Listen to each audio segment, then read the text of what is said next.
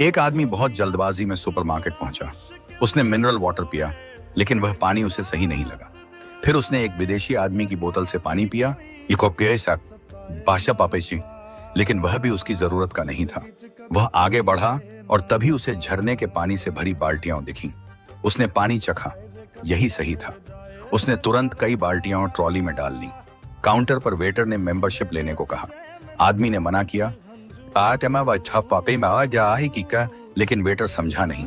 झुंझलाहट में आदमी का हाथ चोटिल हो गया। वेटर ने दया दिखाते हुए उसका बिल भरवा दिया। इतना पानी देखकर पुलिस को शक हुआ। पूछताछ में आदमी ने कहा, पानी जीवन की नींव है, लेकिन पुलिस नहीं मानी। तब उसने कहा कि घर में पानी नहीं है।